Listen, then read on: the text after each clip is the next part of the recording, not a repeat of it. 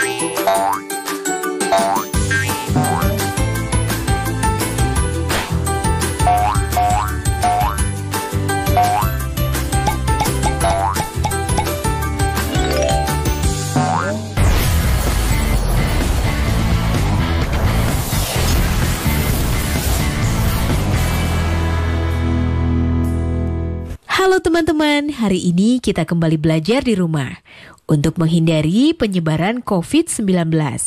Hari ini kita akan menyimak pelajaran matematika mengenai statistika nilai rata-rata. Kita simak bersama yuk. Teman-teman, kali ini kita akan belajar mengenai statistika, yaitu ukuran pemusatan data. Sebelumnya, kamu sudah belajar mengenai cara menyajikan data dalam bentuk diagram. Sekarang kita akan berhitung mengenai pemusatan data, ya, ukuran pemusatan data. Ukuran pemusatan data ada membahas mengenai 3 hal, yaitu rata-rata, median, dan modus. Nah, kali ini kita akan membahas rata-rata dulu. Kalau dalam bentuk rumus seperti ini, ya. Bacanya X bar, ya, sama dengan sigma XI, I-nya dari 1 sampai dengan N, dibagi dengan N, ya. Nah, membacanya bagaimana? Membaca sederhananya seperti ini, warna yang kuning ini. Rata-rata sama dengan jumlah nilai data dibagi banyaknya data. Jadi saya ulang lagi, bahwa rata-rata adalah simbolnya adalah X bar, ya, X bar sama dengan jumlah nilai data itu adalah sigma XI dari 1 sampai N, ya, sigma XI jumlah nilai data dibagi dengan banyaknya data. Nah, maksudnya apa? Rata-rata sama dengan jumlah nilai data dibagi dengan banyaknya data. Kita lihat contohnya. Perhatikan di bawah ini adalah data nilai matematika dari 10 siswa. 6, 7, 7, 7, 8, 8, 9, 9, dan 10. Nah, kita akan mengisi data-data di bawah ini. Banyaknya data atau N. Sudah kita hitung bahwa banyaknya data ada 10. Saya tulis di sini 10. Kemudian jumlah nilai data, ya. Jumlah nilai data sigma XI, ya, sigma XI, jumlah nilai data. Maksudnya apa? Kita akan menjumlah nilai data yang ada. Kita jumlah ya. 6 ditambah 6 ditambah 7 ditambah 7 ditambah 7 ditambah 8 ditambah 8 ditambah 9 ditambah 9 ditambah 10 ya. Jumlah nilai datanya 6 tambah 6 12, 12 tambah 7 19, 19 ditambah 7 26, 26 ditambah 7 33, 33 ditambah 8 41, 41 tambah 8 49, 49 ditambah 9 adalah 58, 58 ditambah 9 adalah 67, ditambah 10 77. Jadi bisa dilihat bahwa banyaknya data ada 10 dan jumlah nilai data adalah 77. Berapakah rata-ratanya? Karena rata-rata adalah perbandingan atau membagi sigma XI dibagi dengan banyaknya data. Kita lihat sini, sigma atau jumlah nilainya ada 77 dibagi dengan banyaknya data 10. Jadi rata-rata nilai matematika 10 siswa itu adalah 7,7 begitu. Jadi yang harus kamu ingat adalah rata-rata merupakan jumlah dari nilai datanya dibagi dengan banyaknya data. Sekarang bisa kita lihat lagi, coba perhatikan yang ini dari rumusan ini ya. X bar sama dengan sigma XI per N ya. Sekarang kita lihat, ini bisa dibalik rumusannya, saya tulis pakai warna biru ya. Untuk mencari sigma XI ya, mencari jumlah dari nilai data, kamu bisa mengalihkan antara rata-rata dengan banyaknya data. Sekarang perhatikan soal ya. Rata-rata nilai IPA dari 4 orang siswa adalah 72. Berarti N-nya sama dengan 4. Kemudian X bar-nya adalah 72. Rata-ratanya 72. Kemudian ada tambahan nilai 1 siswa lagi yang baru masuk sehingga rata-rata seluruhnya menjadi 74,6. Nah, di sini ada kondisi yang baru, yaitu ada siswa lagi yang masuk. Jadi N-nya sekarang berubah menjadi 5. Kemudian rata-ratanya berubah menjadi 74,6. Yang ditanya adalah berapa nilai IPA siswa yang baru masuk tersebut. Nah, berarti kita perhatikan nih ya. Kita punya data, kondisi yang pertama jumlah siswanya 4 adalah seperti ini, yang kedua seperti ini. Nah, sekarang untuk ini kita bisa mencari sigma XI-nya ya. Kita kalikan 4, kita kalikan dengan 72 sama dengan 288. Di sini juga satu lagi, kita bisa mencari nilai XI. Sigma XI-nya atau jumlah nilainya 5 kita kalikan dengan 74,6 sama dengan 30, 23, 35, 373. Nah, perhatikan ini jumlah nilai sebelum satu orang itu masuk. Ini jumlah nilai setelah satu orang masuk. Berarti selisih keduanya merupakan nilai IPA dari siswa yang baru masuk. Berarti nilai IPA-nya, nilai IPA siswa, nilai IPA-nya berarti 373 kita kurangkan dengan 288. 13 kurang 8 5, 6 kurang 8 16 kurang 8 8, 2 kurang 2 0, jadi 85. Ini adalah nilai si IPA dari siswa yang baru masuk dan baru ditambahkan tadi.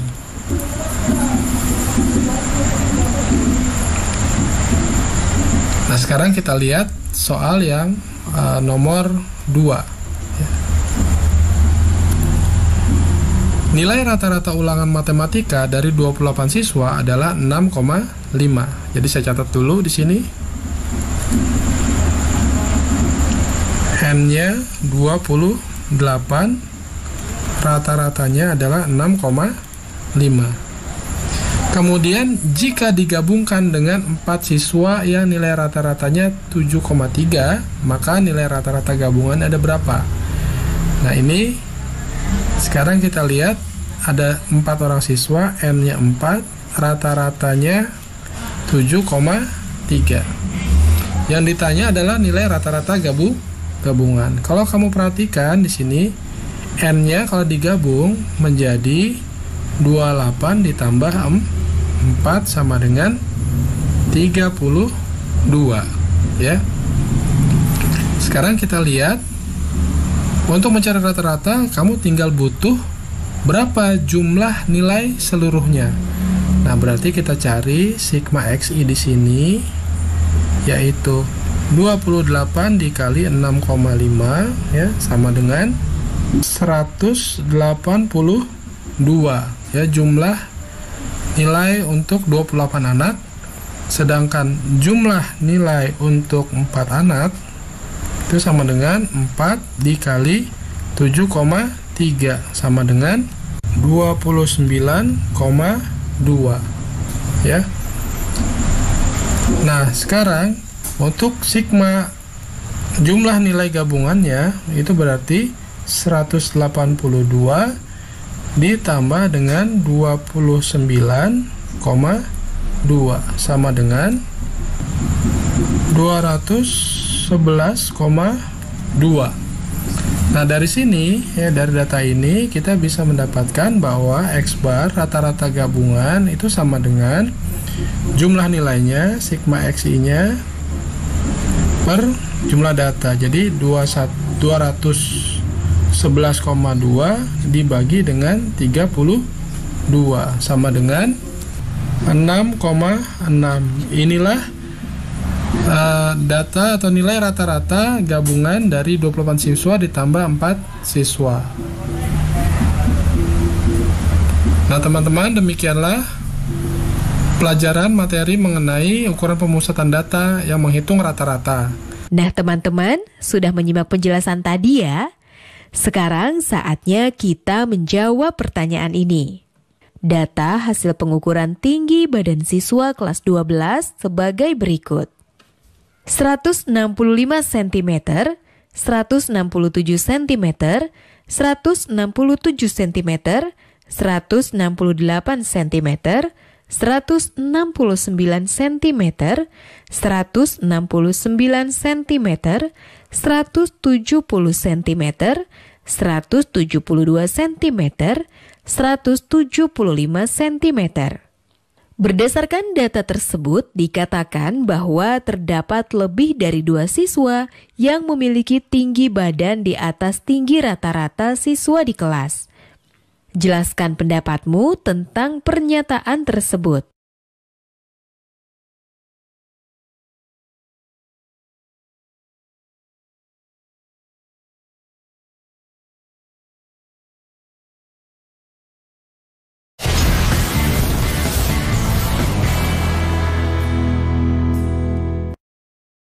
Hal penting cegah COVID-19.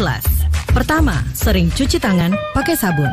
Kedua, tidak keluar rumah kecuali ada hal penting. Ketiga, semua pakai masker, baik yang sakit atau yang sehat. Keempat, jaga jarak dan hindari kerumunan. Kelima, segera mandi dan ganti pakaian setelah tiba di rumah. Iklan ini dipersembahkan oleh Kementerian Kesehatan Republik Indonesia. Tak ada yang lebih membanggakan dari menjawab keraguan dengan keberhasilan. Aku kan mau jadi pengusaha ikan.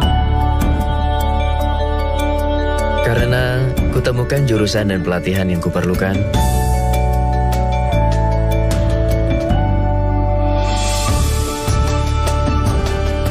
SMK, langkah awal sebuah keberhasilan. Jangan lupa ya, luangkan waktu untuk membaca. Nah, sudah membaca apa, Dek? Ini, Kak. Menanam.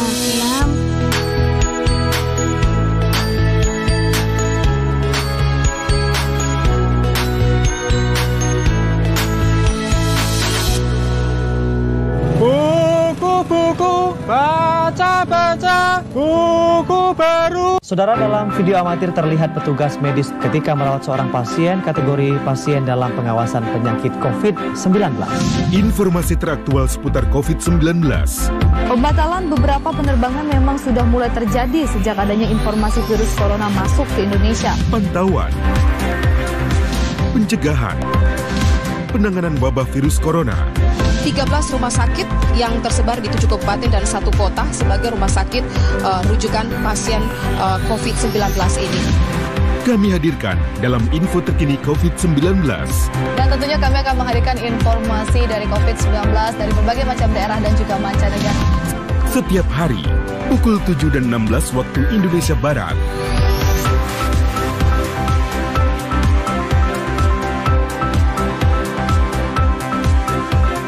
TVRI, media pemersatu bangsa.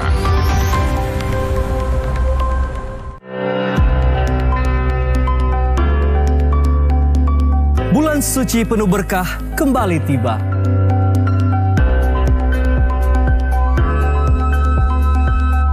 Waktu yang tepat menyucikan diri dari segala dosa.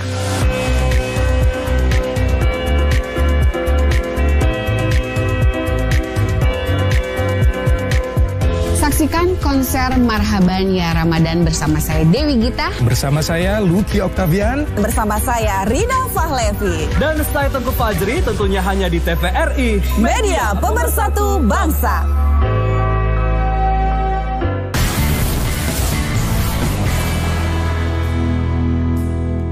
Tadi kita sudah belajar mengenai nilai rata-rata dalam statistika.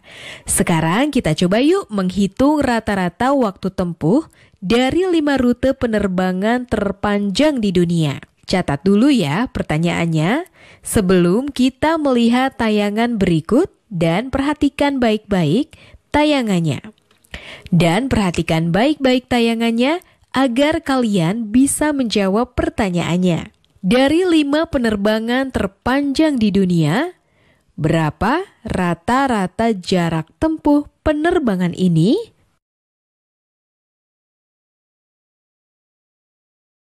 Setiap hari di seluruh dunia ada lebih dari 100.000 pesawat yang terbang dari satu kota ke kota lain. Mayoritas dari 100.000 penerbangan tersebut adalah penerbangan domestik yang melayani rute lokal di setiap negara. Dari 100.000 penerbangan, beberapa di antaranya merupakan penerbangan non-stop, dengan jarak tempuh yang sangat jauh dan durasi penerbangan yang cukup panjang. Saat ini, setidaknya ada 30 rute penerbangan non-stop terjadwal, yang membutuhkan waktu tempuh lebih dari 15 jam, dengan jarak tempuh berkisar antara 12 hingga 14.000 km. Namun, pada video kali ini, kita hanya akan membahas 5 penerbangan yang terpanjang. Kita mulai dari nomor 5. Yaitu penerbangan dari Johannesburg yang dikenal sebagai kota terbesar di Afrika Selatan menuju ke Atlanta yang merupakan ibu kota negara bagian Georgia di Amerika Serikat. Rute yang dilayani oleh Delta Airlines dengan nomor penerbangan DL201 ini memiliki jarak tempuh 13.581 km dengan durasi penerbangan 16 jam 50 menit. Rute penerbangan terpanjang berikutnya adalah rute dari San Francisco menuju ke Singapura. San Francisco terletak di negara bagian California, Amerika Serikat. Sementara Singapura, seperti yang kita ketahui, letaknya hanya bersebelahan dengan Indonesia. Rute ini dilayani oleh 2 penerbangan, yaitu Singapore Airlines Flight SQ31 dan United Airlines Flight UA1. Dengan jarak tempuh 13.539 km. Dan waktu tempuhnya berkisar antara 16 jam 20 menit hingga 17 jam 15 menit. Pada urutan ketiga adalah rute penerbangan dari Dallas, Texas, ke Sydney, Australia. Rute ini dilayani oleh Qantas dengan nomor penerbangan QF8 yang menempuh jarak sejauh 13.804 km dan terbang selama 16 jam 50 menit. Urutan kedua ditempati oleh Emirates yang mengoperasikan penerbangan nomor EK449 dari Auckland, Australia menuju ke Dubai, Uni Emirat Arab. Setelah take off dari Auckland, flight EK449 membutuhkan waktu kurang lebih 17 jam 25 menit dan menempuh jarak 14.200 km sebelum akhirnya tiba di Dubai. Urutan pertama adalah penerbangan yang sama-sama berasal dari Auckland, namun dengan tujuan akhir di Doha. Penerbangan ini dioperasikan oleh Qatar Airways dengan nomor penerbangan QR921. Jarak tempuh penerbangan ini mencapai 14.534 km dengan durasi penerbangan selama 17 jam 40 menit. Nah, kalau kalian perhatikan, semua penerbangan yang mendapat predikat sebagai penerbangan terjauh dan terlama merupakan penerbangan yang arah terbangnya dari timur ke barat.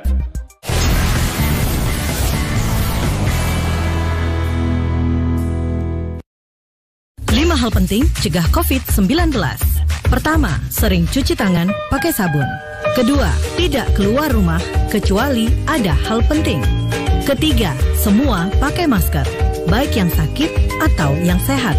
Keempat, jaga jarak dan hindari kerumunan. Kelima, segera mandi dan ganti pakaian setelah tiba di rumah. Iklan ini dipersembahkan oleh Kementerian Kesehatan Republik Indonesia. Belajar dari rumah sangat menyenangkan. Iya ya, asik banget. Belajar dari Rumah, sebuah program yang memperluas akses belajar melalui televisi dan untuk seluruh jenjang pendidikan, mulai PAUD hingga pendidikan menengah. Ada pula siaran kebudayaan untuk semua dan pengasuhan anak bagi orang tua dan guru. Saksikan Belajar dari Rumah hanya di TVRI, Senin sampai dengan Jumat, mulai 13 April 2020, mulai pukul 8 waktu Indonesia Barat. Tonton sajian program pembelajaran dan kebudayaan yang bermanfaat, seperti pesan Menteri Pendidikan dan Kebudayaan Republik Indonesia, Bapak Nadiem Makarim berikut ini. Kementerian Pendidikan dan Kebudayaan terus mendukung pembelajaran jarak jauh dan memajukan budaya Indonesia di masa pandemi corona. Saksikan program Belajar dari Rumah untuk semua jenjang pendidikan, guru dan orang tua hanya di TVRI. Marilah kita bersama-sama belajar dari rumah. Informasi ini dipersembahkan oleh Kementerian Pendidikan dan Kebudayaan Republik Indonesia. Menari adalah nafasku, bagian dariku, bahasaku, bahasa yang begitu indah. Pasti bisa mengantarku ke sana. Sampai puncaknya. Memilih SMK adalah langkah awal untuk masa depan yang nyata. Rumah Belajar merupakan aplikasi yang luar biasa di saat pandemi COVID-19 sekarang ini. Pembelajaran online melalui Rumah Belajar bisa menjadi pilihan terbaik bagi anak-anak bangsa. Sahabat edukasi, dapat mengunduh aplikasi Rumah Belajar melalui Play Store dan kalian juga bisa berkunjung ke web belajarkemendikbud.go.id. Banyak fitur yang bermanfaat yang bisa menemani sahabat edukasi dimanapun berada untuk belajar dan menggali ilmu pengetahuan. Selamat belajar dan tetap semangat. Rumah Belajar, belajar di mana saja, kapan saja, dan dengan siapa saja.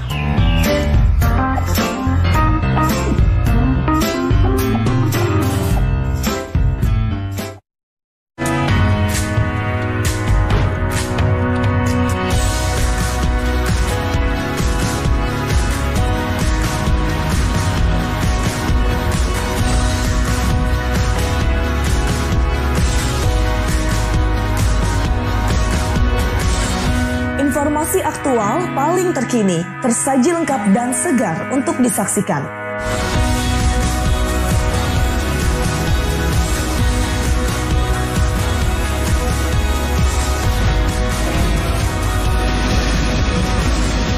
Peristiwa yang terekam setiap harinya menjadi rangkaian berita yang membuka wawasan dan bisa dipercaya. Pastikan Anda tidak melewatkan Indonesia Siang. Setiap hari pukul 12 waktu Indonesia Barat.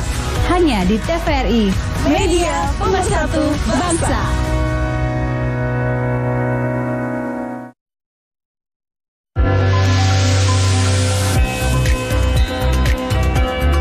Kebudayaan menjadi simbol kemajuan suatu bangsa. Beragam kisah dalam menjaga eksistensi budaya tertuang dalam kisah penuh pesan moral dan nilai-nilai luhur. Cerita Nusantara, Sabtu dan Minggu, pukul 9 waktu Indonesia Barat.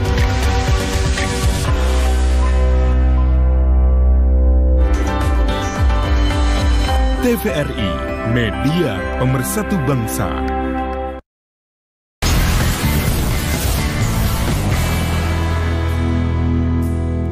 Kalian sudah bisa menjawabkan ya rata-rata jarak tempuh 5 penerbangan terpanjang di dunia? Sekarang yuk kita dengarkan kenapa ya penerbangan terlama ini dari arah timur ke barat? Hai, aku New. Kita udah ngebahas tentang beberapa penerbangan terpanjang dalam sejarah penerbangan. Kalau semua penerbangan terpanjang dengan durasi paling lama adalah penerbangan dari arah timur menuju ke barat. Eits, memang ada alasannya loh. Mau tahu? Simak video berikut ini ya. Bumi selalu berputar setiap hari karena adanya rotasi bumi. Tetapi tidak semua belahan bumi bergerak dengan kecepatan yang sama. Daerah khatulistiwa bumi akan berotasi dengan kecepatan 1670 km per jam. Dan semakin tinggi posisi garis lintangnya, maka kecepatan rotasinya akan semakin pelan. Ketika kita berbicara tentang rotasi bumi, berarti yang bergerak nggak cuma bumi, tapi juga semua benda yang ada di permukaan bumi, seperti lautan, gunung, bangunan, manusia, ikan-ikan dalam akuarium, sampai mie instan yang ada di meja makan kalian, semua juga kena efek rotasi bumi. Bahkan lapisan atmosfer bumi juga ikut berotasi dengan arah dan kecepatan yang sama. Otomatis, awan, burung, dan pesawat yang terbang di dalam atmosfer bumi juga ikut bergerak seiring dengan rotasi bumi. Terus, apa sih yang membuat terbang ke timur lebih cepat daripada terbang ke barat? Penyebabnya adalah jet stream. Jet stream merupakan aliran udara yang terjadi karena adanya pemanasan atmosfer oleh matahari dan juga efek Coriolis. Lalu, apa sih sebenarnya efek Coriolis ini? Seperti yang sudah kita bahas di awal video, kalau di setiap belahan dunia memiliki perbedaan kecepatan rotasi. Perbedaan kecepatan rotasi bumi inilah yang kemudian mengakibatkan munculnya efek Coriolis. Nah, balik lagi kita bahas jet stream. Jet stream tidak serta-merta mengalir begitu saja di antara troposfer dan stratosfer bumi. Tapi, karena adanya efek Coriolis, jet stream hampir selalu mengalir dari arah barat ke arah timur. Dan karena kecepatan jet stream yang tinggi, pesawat yang terbang ke arah timur pun cenderung memilih untuk terbang di dalam aliran jet stream. Hal ini dikarenakan pesawat yang terbang di dalam aliran jet stream akan mendapatkan dorongan dari aliran udara yang ada pada jet stream. Sementara, pesawat yang terbang ke barat akan berusaha menghindari jet stream dan terbang di bawah atau di atas aliran jet stream. Tapi, meskipun begitu, pesawat yang terbang ke barat akan tetap mendapatkan hambatan udara yang lebih kuat. Karena seperti yang sudah tadi kita bahas, udara di atmosfer juga selalu bergerak dari arah barat ke arah timur, berlawanan dengan arah terbang pesawat. Masalahnya, perubahan musim, kondisi cuaca, dan badai matahari juga bisa mempengaruhi aliran jet stream. Pola aliran jet stream pun bisa berubah sewaktu-waktu. Sehingga, waktu penerbangan untuk rute yang sama pun terkadang bisa berbeda-beda. Sekarang udah tahu kan kenapa penerbangan yang arahnya ke barat durasinya berbeda dengan penerbangan yang terbang ke arah timur? Sekarang tetap belajar dari rumah ya teman-teman. Jaga jarak, rajin cuci tangan, dan pakai masker agar kita mencegah penyebaran COVID-19. Sampai jumpa.